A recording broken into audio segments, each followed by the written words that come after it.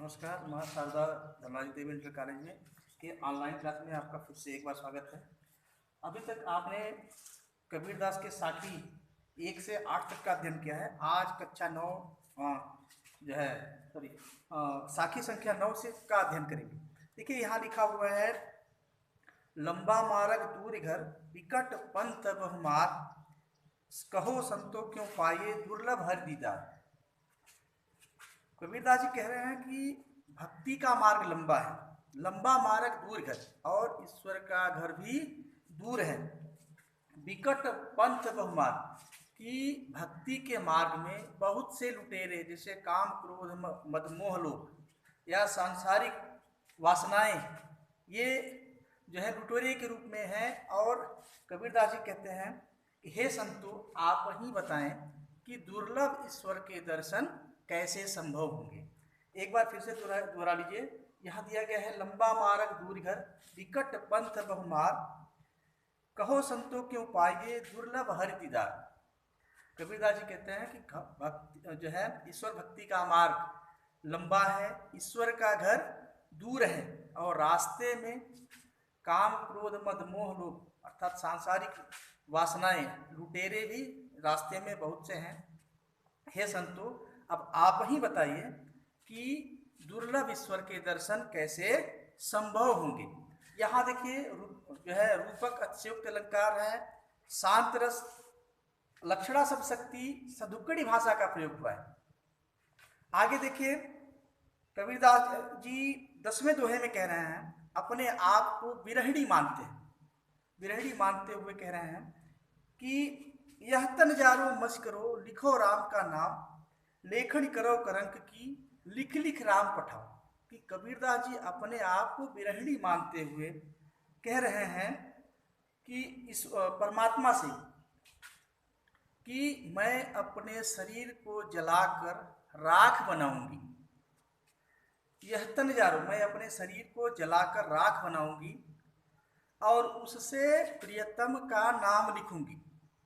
लेखन करूं करंक की, लिख लिख राम पठाऊं, कि मैं अपने हाथों की हड्डियों की कलम बनाऊंगी और उससे अपने प्रियतम राम का नाम लिख लिख कर अपने प्रियतम के पास भेजूंगी। यहाँ देखिए पुनरुक्त प्रकाश जो है अनुप्रास अलंकार का प्रयोग हुआ है, शांत रस है, लक्षणा शब्द शक्ति है, सदुक्कड़ी भाषा है और दोहा छंद है। अगला देखिए, कबीरदास जी 11वें दोहे में भी कह रहे हैं कि अपने आप को विरहिणी मानते हुए कह रहे हैं, कै विरहिण को मीच दे, कै आपा दिखलाए, रात दिवस के कुकड़े कबहुक लगे पुकार। कै विरहिण को मीच दे, कै आपा दिखलाए, 8 पहर का दाझड़ा मुंह पे सहा न जाए।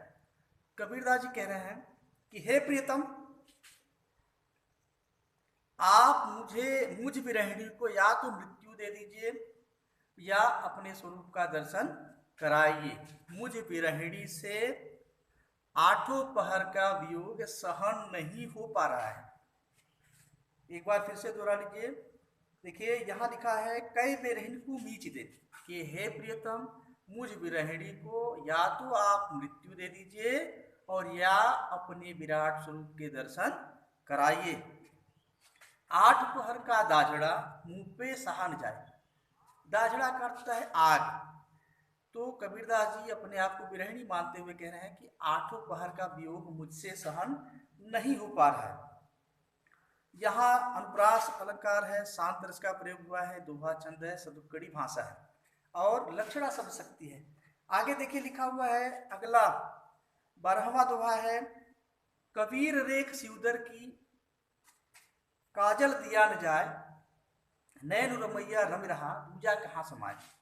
कि यहाँ कबीरदास जी कहते हैं कि जो है अपने आप को विरहिणी मानते हुए कह रहे हैं कि मैंने अपने मांग में सिंदूर की रेखा लगा ली है, अर्थात ईश्वर भक्ति को अपना लिया है और अब मुझे सांसारिक वासनाओं को स्वीकार नहीं करना है।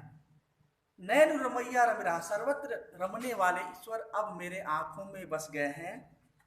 अब मुझे किसी दूसरे ईश्वर की आवश्यकता नहीं, या ना ही मेरे आंखों में किसी दूसरे ईश्वर के बसने के लिए स्थान है। यानी कबीरदास जी यहाँ फिर से कह रहे हैं कि कबीर रेख सिउदर की काजल दिया न जाए। कबीरदास जी कहते हैं कि मैंने अपने मांग में जो है सिंदूर लगा लिया है, जो सौभाग्य सूचक का सूचक है, मेरे प्रेम और सौभाग्य का प्रतीक है, और अब मुझे काजल अपनी मांग में नहीं लगाना है, अर्थात सांसारिक वासनाओं को ग्रहण नहीं करना है। मेरे आंखों में सर्वत्र बसने वाले ईश्वर बस गए हैं, अब अन्य जो है दूसरे ईश्वर के बसने के लिए कोई स्थान नहीं है। यहाँ अनुप्रास अलंकार और रूपक अलंकार का प्रयोग हुआ है। शांत रस है, लक्षणा शब्द शक्ति है, और दोहा छंद है, सदुकड़ी भाषा है। देखिए 13वें दोहे में कबीरदास जी कह रहे हैं, शायर नाही सीप बिन स्वाति बूंद बिनाय, कबीर मोती नीपजे शून्य शिखर गढ़ माह। कबीरदास जी कहते हैं कि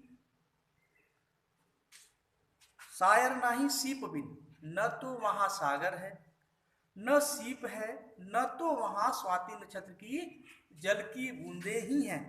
कबीरदास जी कहते हैं फिर भी वहां मोक्ष रूपी मोती उत्पन्न हो रहे हैं, अर्थात अलौकिक ज्योति का दर्शन हो रहा है, जो है जब हमारी सुषुम्ना नाड़ी कुंडलिनी के माध्यम से या शरीर रूपी किले में कुंडलिनी के माध्यम से जब जो है हमारी सुषुम्ना नाड़ी ब्रह्मरंध्र में पहुंचती है, तो वहाँ मोक्ष रूपी मोतियों के दर्शन होते हैं। वहाँ न तो सागर है, न ही सीप है, और न ही जो है स्वाति नक्षत्र की बूंदें हैं, फिर भी वहाँ मोक्ष रूपी मोतियाँ उत्पन्न हो रही हैं, अर्थात ईश्वर के अलौकिक दर्शन हो रहे हैं।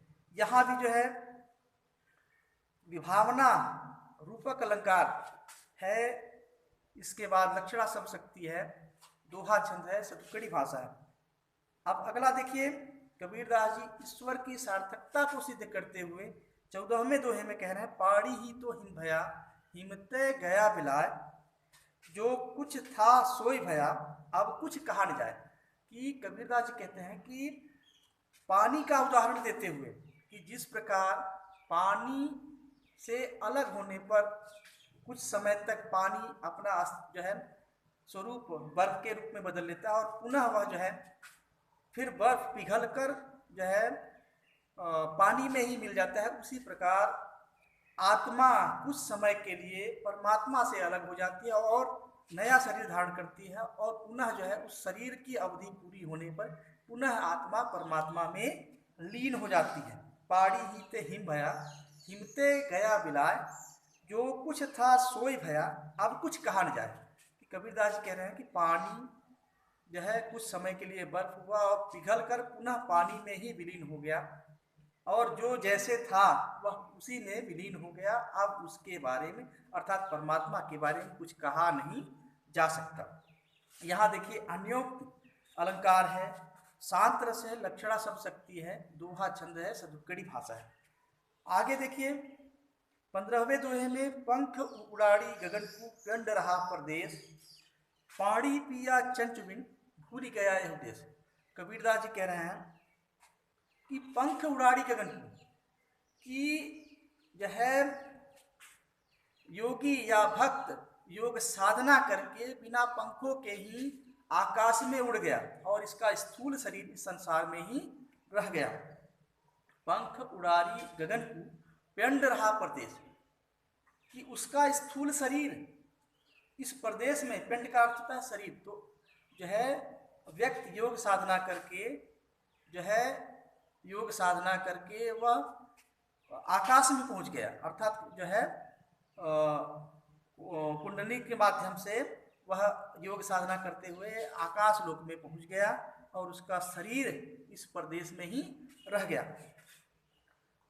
पानी पिया चंचुबिन, कि वहाँ उसने बिना मुख के ही जो है मोक्ष रूपी जल का जो है पान किया और उस दर्शन वहाँ ईश्वर के दर्शन किया और वह जो है इस सांसारिक वासनाओं को भूल गया। आगे देखिए 16वें दोहे में है, पंजरी प्रेम प्रकाशिया अंतर भया उजास, मुख कस्तूरी महमही वाड़ी फूटी आस। यहाँ कबीरदास जी कह रहे हैं ईश्वर भक्ति के द्वारा मेरे शरीर के अंदर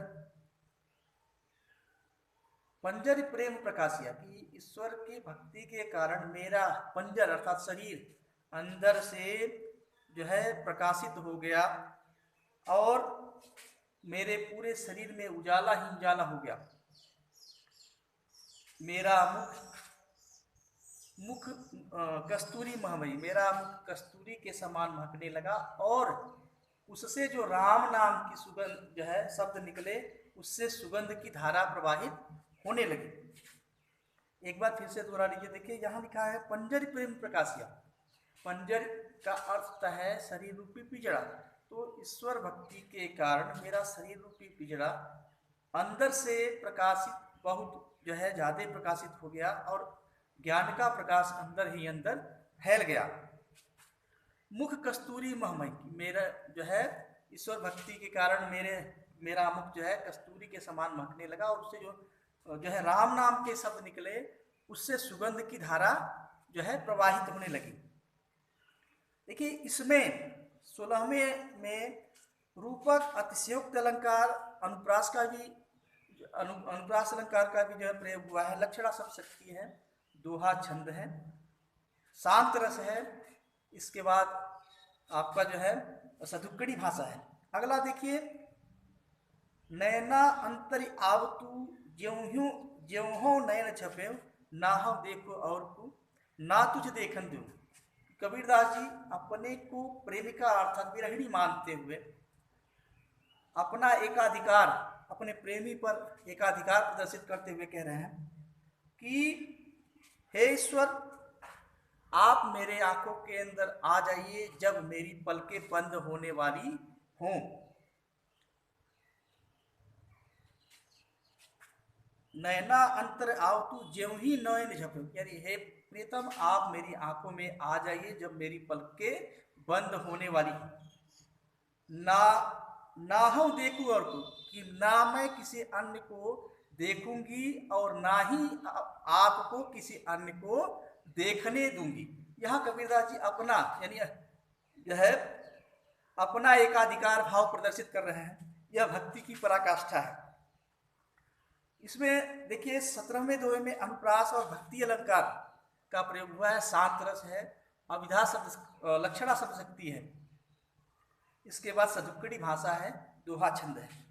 आगे देखिए 18वें में कबीर हरिरस यो पिया बाकी रही न था, पाका कलश कुम्हार का बहु न चढ़ई चाक। कबीरदास जी कह रहे हैं कि मैंने ईश्वर भक्ति का जो है इस प्रकार रसपान कर लिया है कि अब मेरी कोई इच्छा शेष नहीं रह गई। कबीरदास जी उदाहरण देते हुए कहते हैं कि जिस प्रकार जो है कुम्हार का जो है एक बार कलश चाक पर उतारने के बाद जो है पक जाता है और वह पकने के बाद वह पुनः जो है दोबारा चाक पर नहीं चढ़ता, ठीक उसी प्रकार अब मेरी सारी वासनाएं, इच्छाएं समाप्त हो गई। ईश्वर भक्ति के यानी ईश्वर के दर्शन करने के बाद मेरी सारी सभी इच्छाएं समाप्त हो गई है। अब मेरी कोई इच्छा शेष नहीं रह गई है। कबीर हरिरस यो पिया बाकी रही था। कबीरदास जी कहते हैं कि मैंने ईश्वर भक्ति का रसपान इस प्रकार कर लिया है कि मेरी कोई इच्छा शेष नहीं रह गई है। कबीरदास जी उदाहरण देते हुए कहते हैं कि जिस प्रकार कुम्हार के द्वारा बनाया गया जो है चाक पर बनाया गया घड़ा एक बार जो है पक जाता है और वह पुनः चाक पर नहीं चढ़ता, उसी प्रकार अब मेरी सांसारिक ईश्वर के दर्शन के बाद मेरी सारी सांसारिक इच्छाएं समाप्त हो गई। अब मेरी कोई भी शेष इच्छा नहीं रह गई है। 18वें दोहे में देखिए रूपक और अतिशयोक्त अलंकार का प्रयोग हुआ है, श्लेष भी है, दृष्टांत अलंकार का भी उदाहरण हुआ है, प्रयोग हुआ है, शांत रस है, लक्षणा शब्द शक्ति है, सदुक्कड़ी भाषा का प्रयोग हुआ है, दोहा छंद है। आगे देखिए 19वां दोहा है, हेरत हेरत हे सखी रहा कबीर हेराज, बूझ समानी समझ में शोकस हेरी जाए। कबीरदास जी कहते हैं कि ईश्वर की भक्ति करते करते मैं स्वयं ईश्वर में लीन हो गया हूँ, अर्थात मेरा स्वयं अस्तित्व समाप्त हो गया है।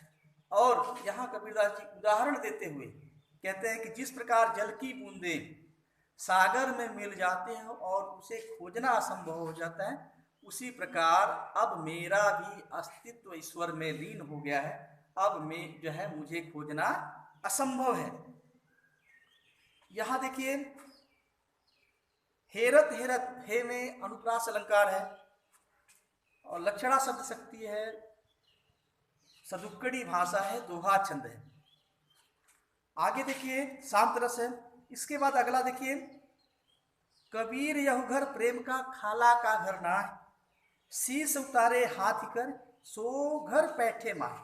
कबीरदास जी कहते हैं कि यह भक्ति का भक्ति का घर है। कबीर यह घर प्रेम का, यानी भक्ति रूपी यह प्रेम का घर है। यह मौसी का घर नहीं है कि जब चाहे आए और जब चाहे चले गए। इस भक्ति रूपी प्रेम के घर में तो वही प्रवेश कर सकता है जो शीश उतारे हाथ कर, कि जो अपने सारे अहम भाव समाप्त करके अपना सब कुछ अर्पण करने की शक्ति रखता हो, अर्थात शीश उतारे, अपना सिर काट कर अर्पण करने की शक्ति रखता हो, वही इस भक्ति रूपी प्रेम के घर में प्रवेश कर सकता है। अगला देखिए जब मैं था तब हरि नहीं, अब हरि है मैं नाहि, सब अधियारा मिट गया जब दीपक देखा माही। यहां देखिए कबीरदास जी कहते हैं कि जब तक मेरे अंदर अहंकार का भाव था तब मेरे अंदर ईश्वर नहीं थे। अब ईश्वर है, मेरा अहंकार नहीं है। जब से मैंने ज्ञान के दीपक को देखा है तब से अज्ञान की सारा अंधेरा समाप्त हो गया। यानी कबीरदास जी कहते हैं कि जब तक मेरे अंदर अहंकार था तब तक मेरे अंदर ईश्वर नहीं थे, और अब ईश्वर है, मेरा अहंकार नहीं है। जब से मैंने ज्ञान रूपी दीपक को देखा है तब से अज्ञान की सारा अंधेरा नष्ट हो गया है। यहाँ देखिए रूपक अतिशयोक्त अलंकार है, शांत रस है, लक्षणा शब्द शक्ति है, दोहा छंद है, सदुक्कड़ी भाषा है। आपको ये 9 से लेकर के 21 दोहे समाप्त हुए। अब अगले पद में हम लोग पढ़ेंगे कबीरदास द्वारा रचित पदावली। धन्यवाद।